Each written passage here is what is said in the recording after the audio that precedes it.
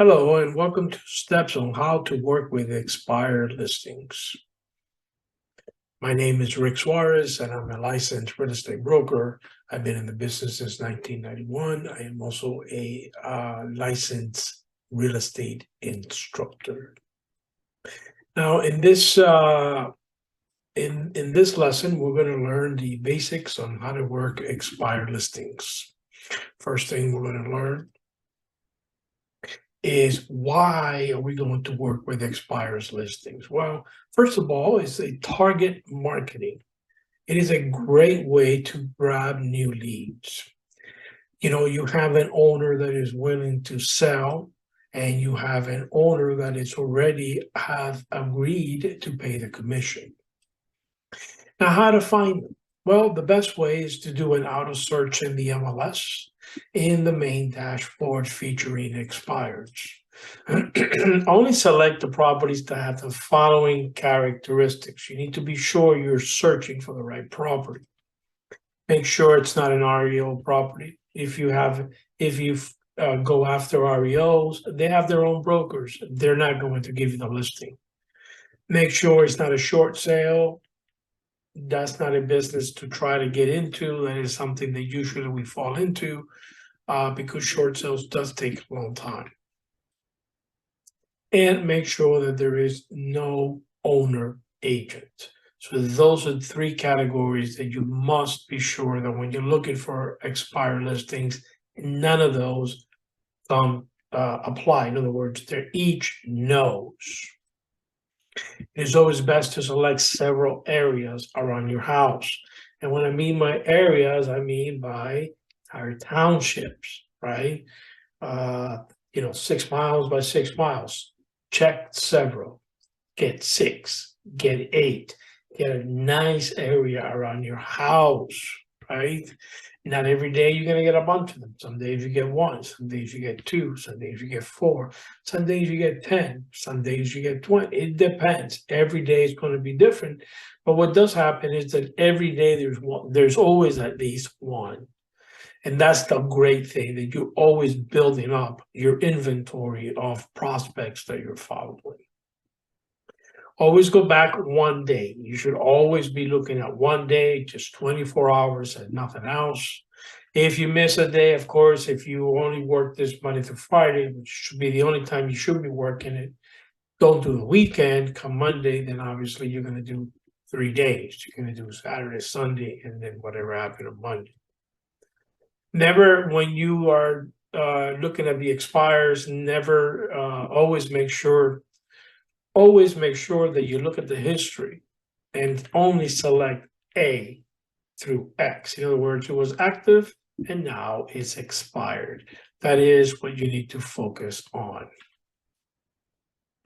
Do not expect a lot of expires daily. It's a trickle thing. It really is. But what happens is the way we're going to show it to you, you're going to be very busy with them. Expires needs to be worked daily. When I mean daily, I mean Monday through Friday, right? If you miss a day, then double up the next day. 2 days. Like if you miss the weekend, then Monday you're going to be doing 3 days. Now, what is the first step? Well, the first step I like to do is I always like to send a postcard. And the reason behind that is that they're being bombarded. People are going to their house. They're making people, they're getting phone calls. I'm going to send a postcard. However, I'm not the only one. But here's the trick. I'm going back 7 days exactly to the date you were expired. Why am I going back? Because by now the dust settled and everybody's moved on. So I'm going to go to the property itself. 7 days exactly is my second visit to the property. The first was the postcard. Now I'm going to visit the property. When you visit the property, which if there's no one home, always go in hand with something you're going to leave. And the best thing to leave is a door hanger. Just leave a door hanger, especially if there's no one home. What should the door hanger say? Everything about you in the front, your name, your company, your logo, and in the back, how you're going to market the property. That's what you should have. On your third step is after 10 days, so now you got day 1, day 7, day 10, I send out a second postcard. And on the fourth step, I send out another postcard. And on the fifth step, and so on, every other month, I will continue to send out postcards to this address. Now, when your working expires, you must always check the history. Because if you don't check the history, this is where you're going to have problems regarding if they relist the house. You're not allowed to service or go after or solicit any home that has been listed with someone else. So searching the history is a must every single time you're going to do a mail out with these people, okay?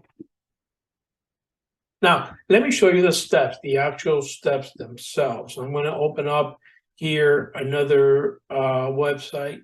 It's set up, custom set up here where it says expire listings. So every day, this is what you're going to work. So what you want to do is you want to come here and you want to customize the expired listing. You want to, basically what you're going to customize pretty much everything. So you want to come here. You want to hit the 24 hours. This is okay. You want to customize it. Now we're going to, but what you want to do here is you want to put the areas that you work. I don't know what they are, 20, 30, I don't know, 39, whatever areas that you're going to work. And you want to have at least 6 or 8 areas because it's going to take, you know, a good push with them to be able to get things done. All right, so the areas you want to work, you want to put them in here because this is an example. I'm going to put 10 plus. Now, since you're here, you don't want to work with certain types of properties. So you're going to come down here to the MLS, and I already have the fields added. Okay, so one of the things you want to do is make sure that you come here where it says add and remove, and you'll want to remove, do a search for REO. So there you go, there's the REO,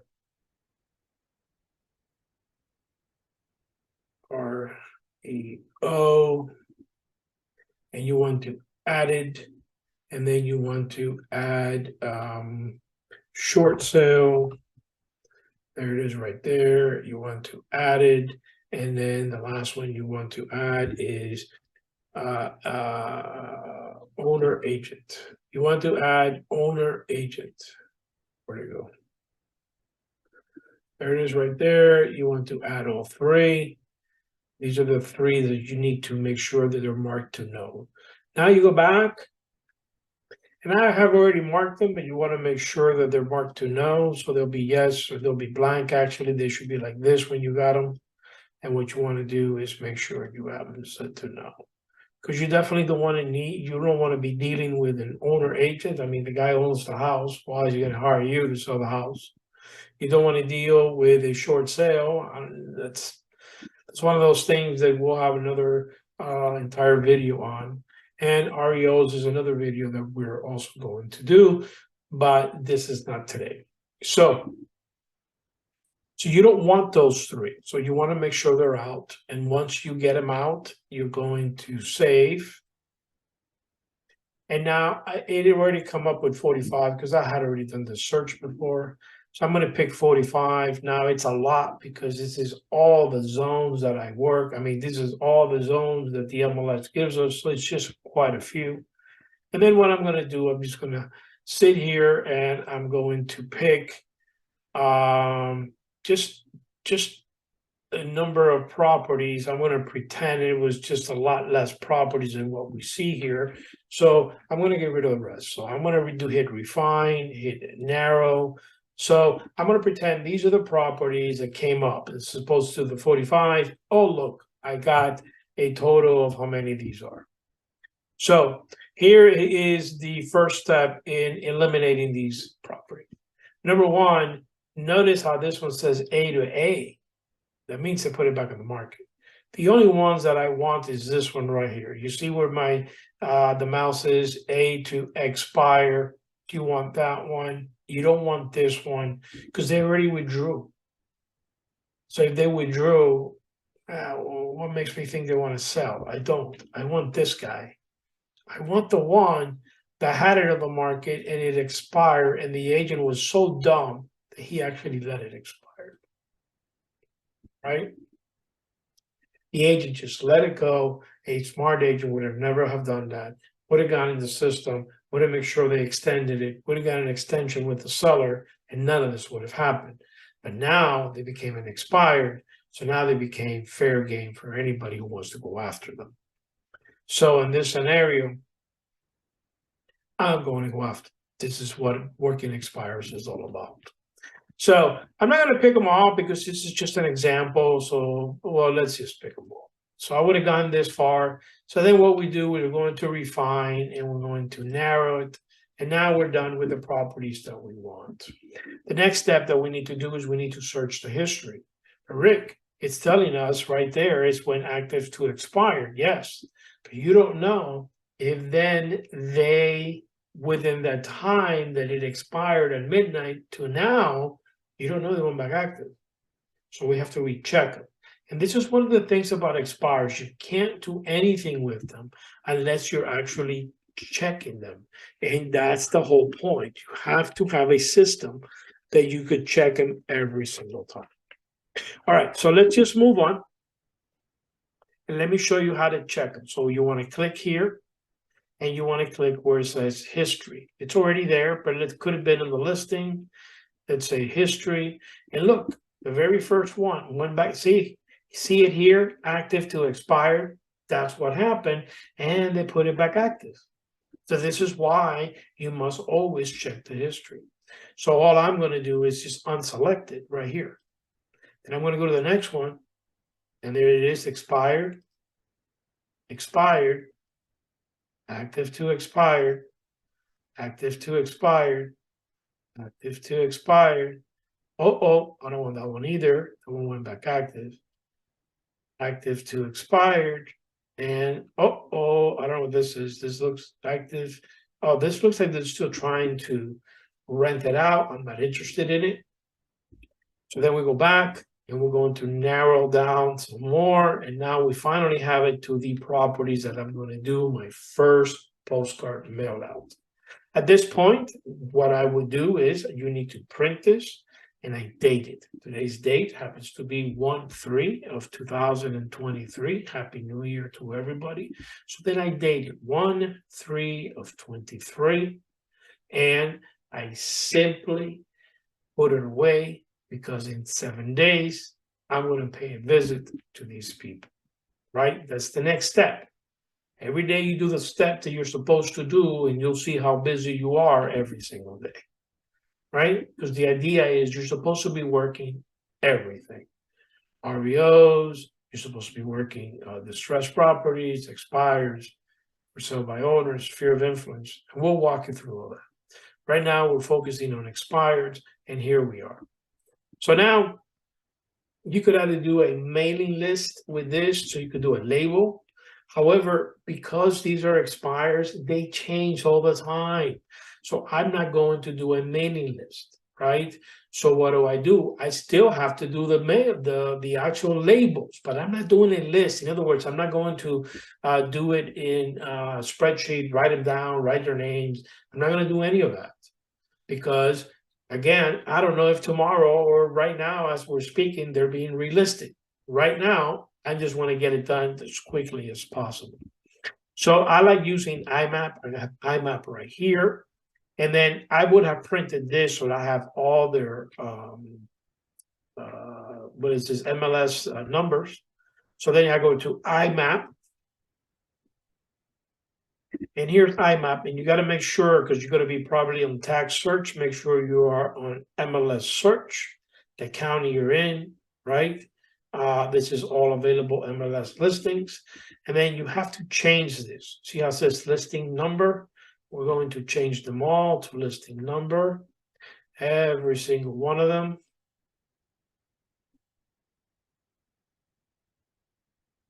So let's just do 5 because this is just an example.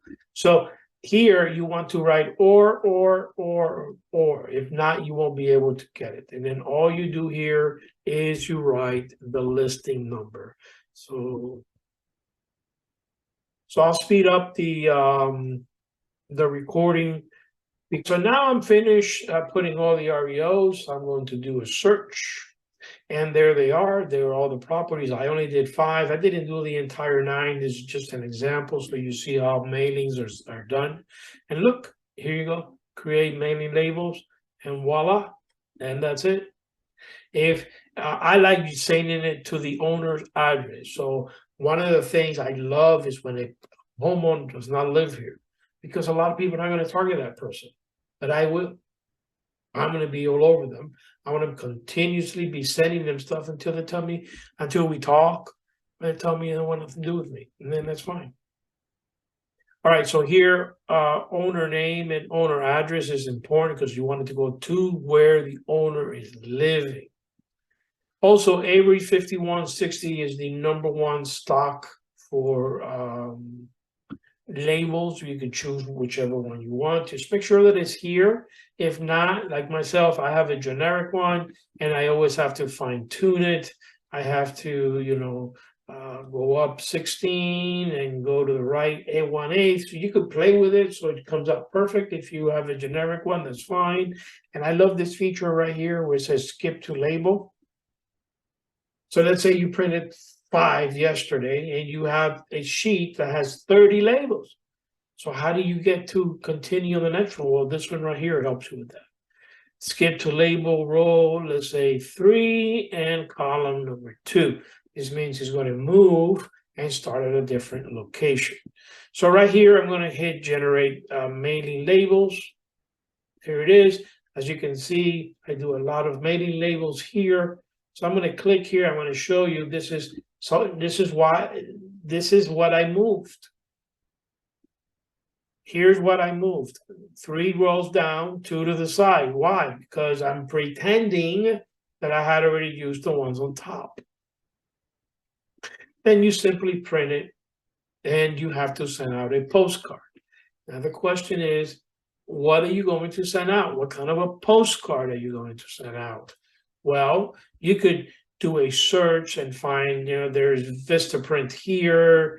Here's postcards, direct mail postcards, whatever kind of postcard program you use, that's up to you. I like to use Prospect Plus. I'm not selling them in any which way. It's just a company that I've been using for many years, and I feel very comfortable doing business with them. They're very good, and their quality is excellent, and it is a very simple program to use. And I'll give you an example. I'm already logged in here. So here's all the categories. So I'm going to come in here. I'm going to do categories, campaigns, products. I'm going to do postcards. Here's expired listings. And then look, they have whatever. Here they have 27 of them.